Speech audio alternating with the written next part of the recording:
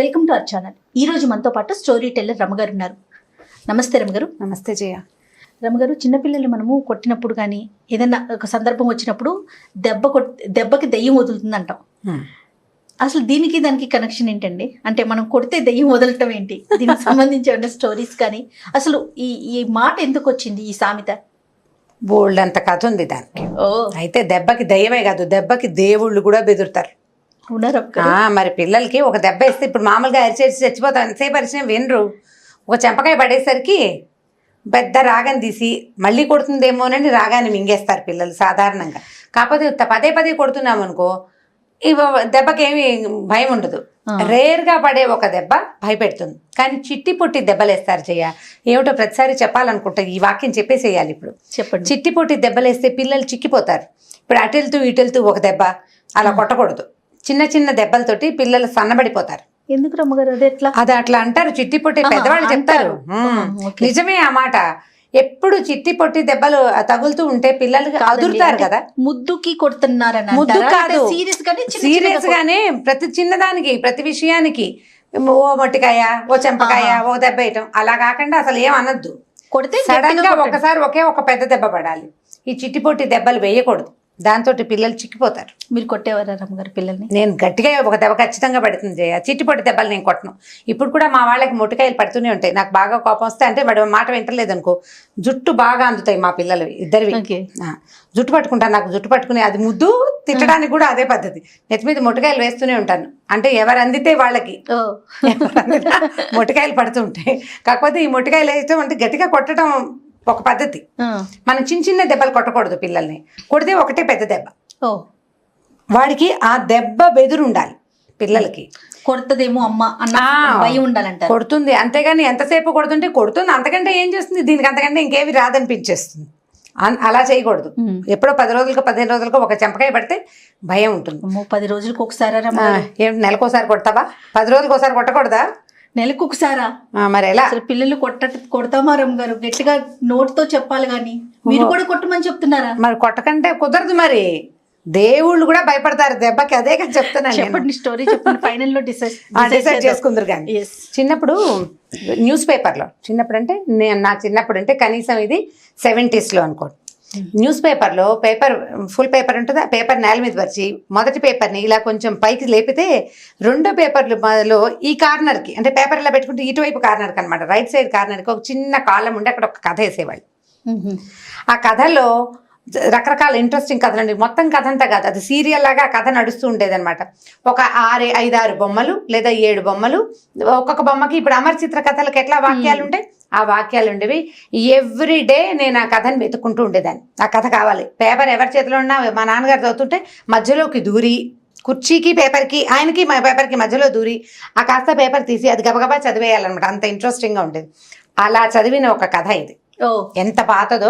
అయితే దీన్ని సరదా కథగానే తీసుకోవాలి. చెప్పడానికి బాగుంటుంది, వినడానికి బాగుంటుంది. ఇది నిజమేనన్న ఆలోచనలో ఉండద్దు. ఒక ఊళ్ళోనట ఒక పూజారి గారు ఉన్నారు. మామూలుగా పల్లెటూళ్ళల్లో ఏదో కాయ కసరు పండించుకుంటారు. ఆకుకూరని, తోటకూరని, ఓ దొండపాదు, ఓ కాకరపాదు, అక్కడి నుంచి 4 వంగ మొక్కలు, 4 బెండ మొక్కలు పెట్టుకుంటే ఇక కూరలు కొనుక్కోక్కర్లేదు. ఆ ఉన్న కూరే ఏదో అంత కూర వండుకుని కాలక్షేపం చేసేవాళ్ళు. అయితే ఈ పూజారి గారి ఇంట్లో రకరకాల కూరగాయల మొక్కలు ఉన్నాయి. వాళ్ళ ఇంట్లో ఒక బ్రహ్మాండమైన కాకరపాదు ఉంది. కాకరపాదుకి ఏంటంటే స్నానాలు చేసే నీళ్లు, వేడి నీళ్లు పడితే కాకర విరగ్గాస్తుందని చెప్పేవాళ్ళు చిన్నప్పుడు. మామూలు నీళ్ళు కాదు, అక్కడ కూర్చుని స్నానం చేస్తున్నారు ఇంకో పిల్లల స్నానాలు అవి. అప్పుడు ఏముంది, బాత్రూంలో పాడ ఏం లేవు, ఓపెన్ ఎయిర్ బాత్రూమ్సే, బయటే స్నానాలు చేసేవాళ్ళు.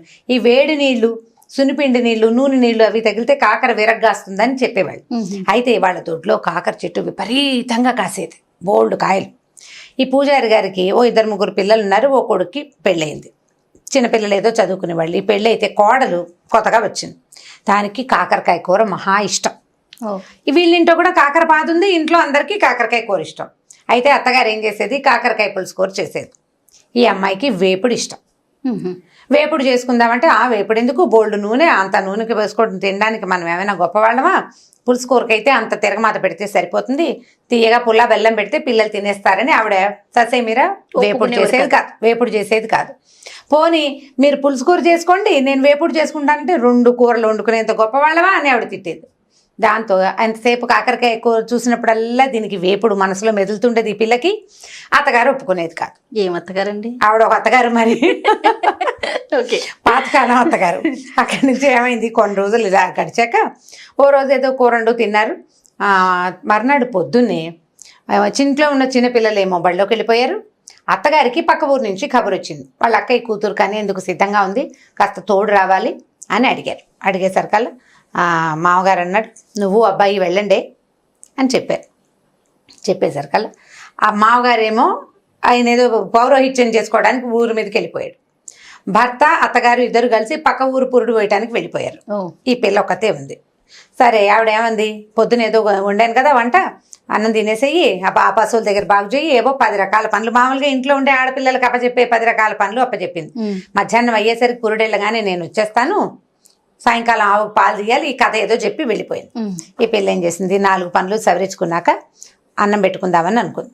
ఆకలిస్తుంది, అన్నం తిందామని. అప్పుడు దానికి తట్టింది, ఎవరు లేరు, ఎంచక్కా 2 కాకరకాయలు కోసుకుని వేయించుకుంటే బాగుంటుందని చూసింది. చెట్టు మీద చూస్తే బోల్డ్ సేపు వెతికితే కానీ కాయలు కనపడలా. ముందు రోజు కోసేసుకున్నారు, పక్కింటి వాళ్ళకి వీళ్ళకి పనిచేసి ఉంటారు. అక్కడి నుంచి ఒక లోపలగా మూలకి ఒక 4 అంటే 4 నవనవలాడుతున్న లేత కాకరకాయలు కనపడ్డాయి.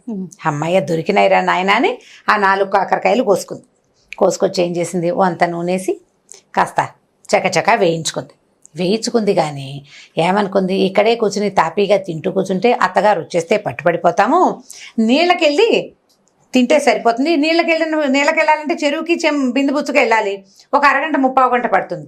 ఆ లోపల అత్తారు తిరిగి వచ్చేసినా ఆవిడ కనపడకుండా ఉంటుందని ఏం చేసింది, ఈ కాకరకాయ వేపుడిని చిన్న గిన్నెలో వేసుకుని గిన్నె తోమేసింది. అక్కడి నుంచి ఆ పొద్దున అత్తగారు చేసిన పులుసో కూర ఏదో ఉందిగా, అది వేసుకుని అన్నం తినేసింది. ఇది ఎక్స్ట్రా తినడానికి బౌల్లో వేసుకుంది అనమాట, స్నాక్ వేసుకుని ఏం చేసింది, బిందులో పెట్టుకుని చెరువు గట్టుకు బయలుదేరింది. అన్నం తినేసింది, దొడ్డి తలుపు వాకిలి తలుపు వేసేసింది, గేట్ వేసుకుని వెళ్ళిపోయింది. ఈ వెళుతూ ఉంటే ఏమనుకుంది, చెరువు గట్టు మీదకి వెళ్తే చాలా మంది కనపడుతున్నారు. చెరువు గట్టు మీద అక్కడ కూర్చుని కాకరకాయ కూర ఓపెన్ చేస్తే దాంట్లో ఇంగు వేసింది, జీలకర్ర వేసింది. అదేమో మూత తీసేసరికల్లా వాసన వస్తుంది కదా, వేపుడు గుమగుమలాడుతూ వాసన రాదు, వాసన వస్తుంది. ఎవరైనా అర్థమవుతుంది. రెండోది నేను తింటున్నట్టు చూస్తారు. ఓ పని చేద్దామని ఈ చెరువు గట్టుకి కొద్దిగా యువతలుగా ఒక కాళిక అమ్మవారి దేవాలయం ఉంది. ఆ ఊళ్ళో చిన్న గుడి. వీళ్ళ మామగారు కూడా అక్కడ అర్చన చేస్తాడు, అంటే ఆ గ్రామ దేవత అనమాట కాళికమ్మ. అయితే ఏం చేసింది, అదే పెద్ద గుడి ఏం కాదు, అది చిన్న గుడి. కొద్దిగా తలుపు జారేసుకుని లోపల కూర్చోవచ్చు అమ్మవారు ఎదురకుండా. ఇదేం చేసింది, తలుపు అలాగా తోసి పిల్ల లోపలికి వెళ్ళి కూర్చుని బిందెలో నుంచి గిన్నె తీసింది, ఒక్క ముక్క ఎగరేసి నోట్లో వేసుకుంటే కాళికాదేవి చూస్తుంది. ఏమిటి ఇది ఎవరు నా ఎదురుగుండా కూర్చొని తింటోందని చూస్తుంది. నేరుగా చూస్తుంటే ఈ పిల్ల చూసింది పైకెత్తి, నీకు పెట్టడానికి కాదులేవమ్మా, నేనే తింటున్నాను అంది ఒక మాటకి. అనేసరికల్లా ఆవిడ మళ్ళీ చూస్తోంది పిల్లకేసి.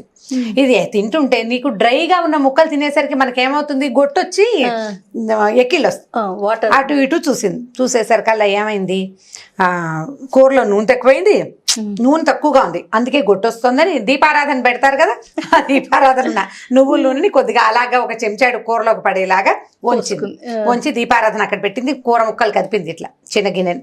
ఆ గిన్నె కదిపి ఏం చేసింది, మళ్ళీ 4 ముక్కలు నోట్లో వేసుకుంది. ఈసారి నూనె కూడా తగిలేసరికల్లా సర్రమంది దాహంగా అనిపించేసింది, దానికి లోపల కారం వచ్చేసింది. ఏం చేసింది, అమ్మవారికి పొద్దున్న అర్చన కోసం పెట్టుకుంటా నీళ్లు ఉంటాయి కదా, ఆ నీళ్ళగా చెంబెత్తుకుని నీళ్లు తాగింది.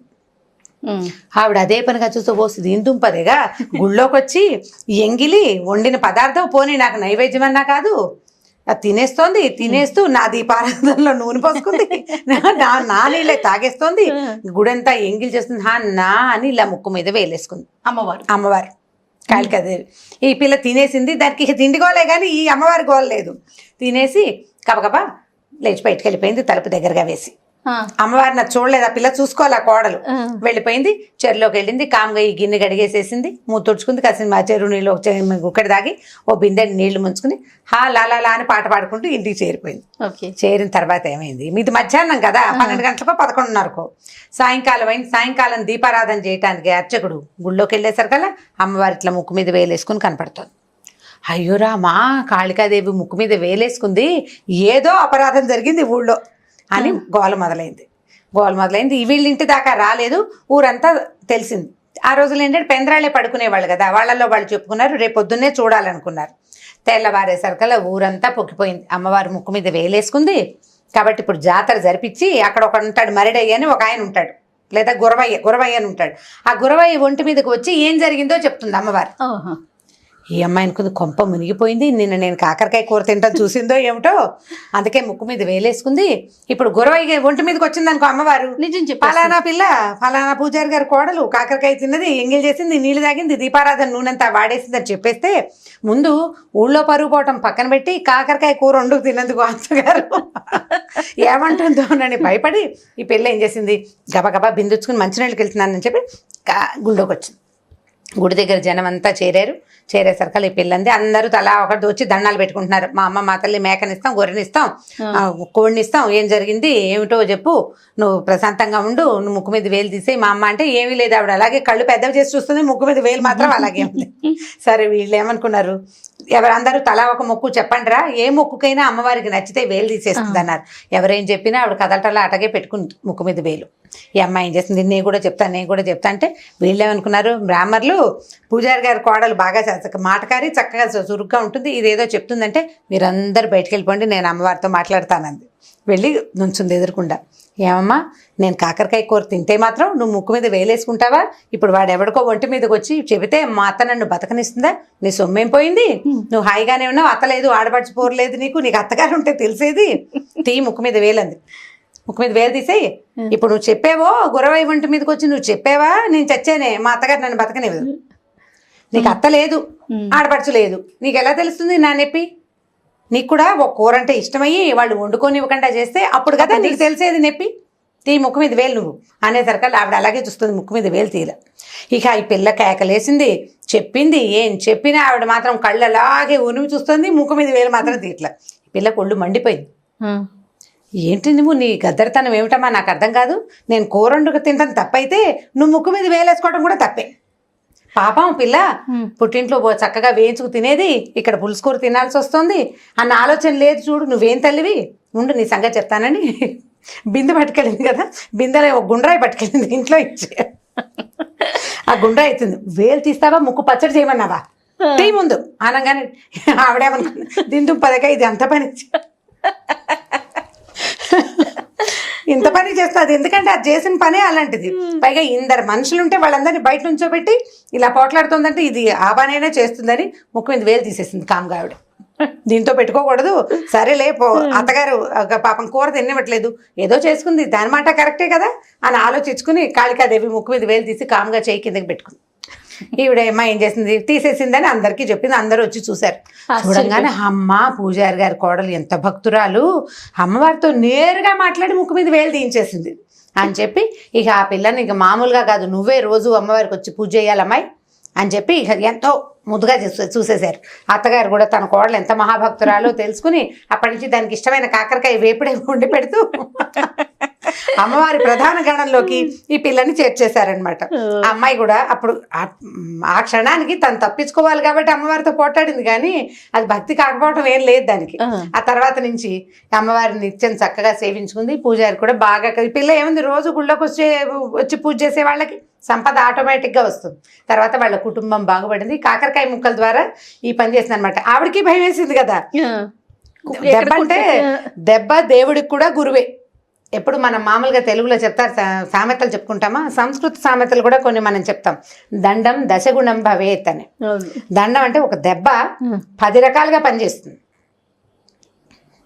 ఈ మధ్య వాట్సాప్లో ఒకళ్ళు ఎవరో ఒక వీడియో పెట్టారు, వాట్సాప్లో కాదనుకుంటా ఫేస్బుక్లో. ఒక ఆయన చిన్న పిల్లని పక్కన కూర్చోబెట్టుకుని అన్నం ప్లేట్లో పెట్టుకుంటాడు. తన చేతిలో ఒక బొమ్మ ఉంటుంది, ఆ బొమ్మకి అన్నం తినిపించడానికి ట్రై చేస్తాడు. ఆ బొమ్మ తిందు, ఆ కర్ర తీసి టపా టపా టపా కొడతాడు ఆ బొమ్మని. తర్వాత ముద్ద తీసి పిల్లకి పెడితే పిల్ల కిక్కురు మనకండా తినేస్తుంది. దాన్ని కొట్టాడు, నన్ను కొడతాడు అని అర్థమవుతుంది కదా. మనం ఒకళ్ళని కొడితే రెండో వాళ్ళు భయపడతారు కదా. కాబట్టి ఈ దండానికి ఎవరైనా బెదరవలసిందే. దయ్యం బెదిరే కథ కూడా ఇంకొకటి ఉంది, నెక్స్ట్ టైం చెప్తాను. చాలా బాగుంది రామ్ గారు, చాలా ఫన్నీగా ఉంది, చాలా ఇంట్రెస్టింగ్ గా ఉంది. ఎంత పాత కథ, నేను 3rd క్లాస్ ఏమో ఈ కథ చదివే నాటికి. ఈ కథ సగం మర్చిపోయాను నేను. ఈ మరి ముగ్గు మళ్ళీ ఎలా గుర్తుకొచ్చింది మీకు? మా అక్కయ్యలు లేరు మాకు. రన్నింగ్ లైబ్రరీస్, వాకింగ్ లైబ్రరీస్ ఉన్నాయి మా దగ్గర. ఓకే. నేను మా అక్కయ్య ఏమిటంటే మా అక్కయ్యకి బాగా గుర్తులేదు, ఇద్దరం కలిసి 4-5 సార్లు చెప్పుకున్నాక ఇంకా స్ట్రైక్ అయింది అనమాట. దీన్ని వంకాయ కూర అని చెప్పే ఊళ్ళలో, కొన్ని ఊళ్ళలో వంకాయ కూరగా కూడా చెప్తారు. ఆ పేపర్లో వచ్చింది మాత్రం కాకరకాయ వేపుడే అనమాట. కాకరకాయ వేపుడు. సూపర్. చాలా బాగుంది రమ్య గారు. ఇంకొక వీడియోతో మళ్ళీ కలుద్దాం. నమస్తే. నమస్తే. ఈ వీడియో కనుక మీకు నచ్చినట్లయితే లైక్ చేయండి, షేర్ చేయండి. మరిన్ని వీడియోస్ కోసం మా ఛానల్ని సబ్స్క్రైబ్ చేసుకోండి.